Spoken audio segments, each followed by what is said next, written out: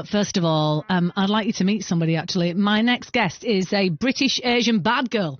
She's only young. She's from Bradford. She became a bit of an internet sensation in lockdown, I believe. Now you can see her doing her fabulous thing all over the country. She's touring, and she might well be in a hotel at the moment. Welcome to the show, Lady Bushra. Hello, Lady Bushra. Oh my God.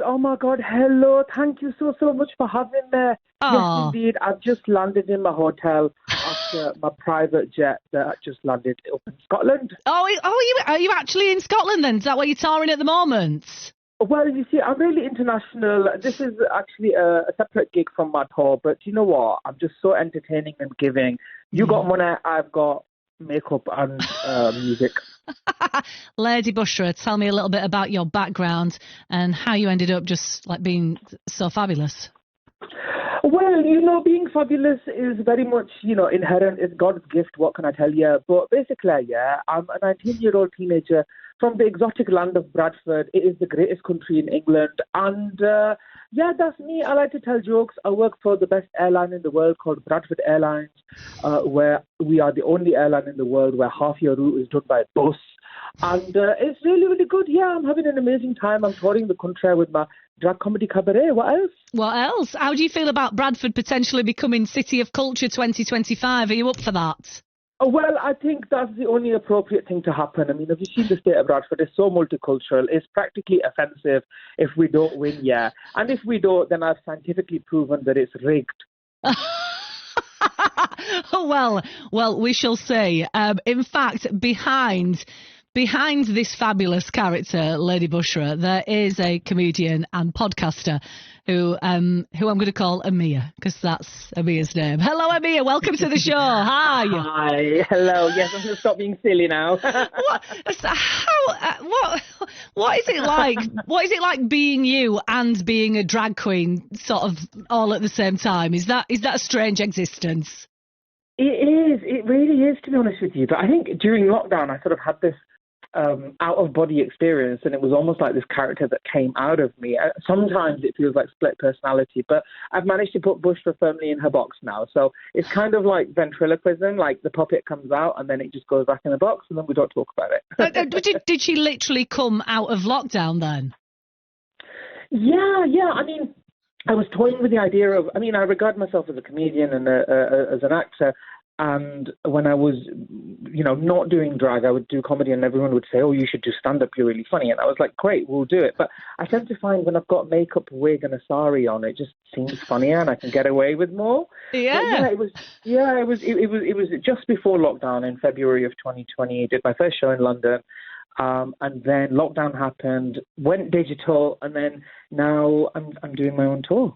Wowza. Growing up in Bradford, I can't imagine drag queen was suggested by the careers officer.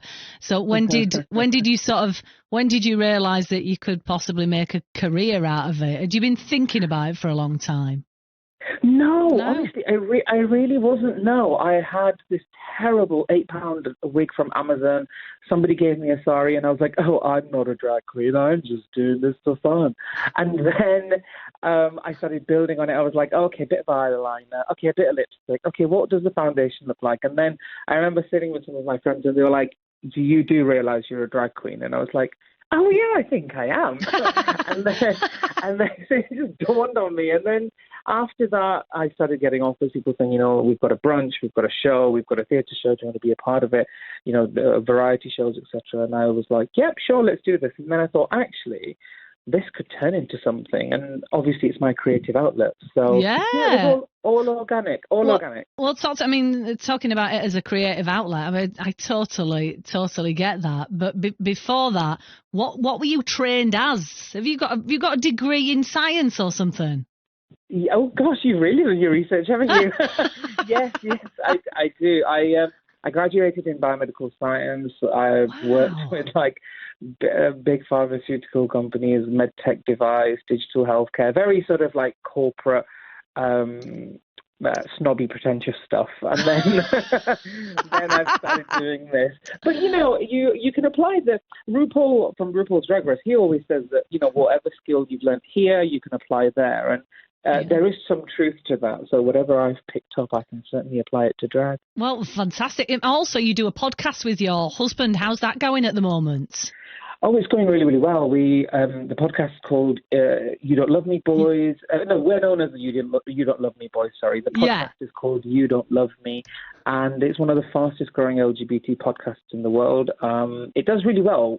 We tend to be really popular in London, America, and India, as well as parts of sort of Eastern Europe. Yeah. So it does really, really well. I'm really, really grateful. And it's all about life from the perspective of a gay South Asian married couple, because we realised that we were quite a novelty being two gay South Asian men who got married. Mm-hmm. Well, it's all going really, really well for you. The only slight criticism I have is that you're touring and you appear to be all over the place.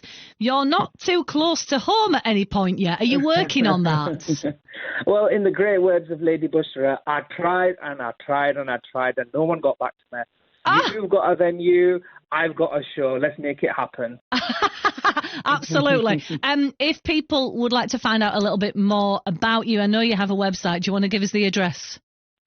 Yeah, sure. You can find all the dates and all the information on my website, which is www.ladybushra.com.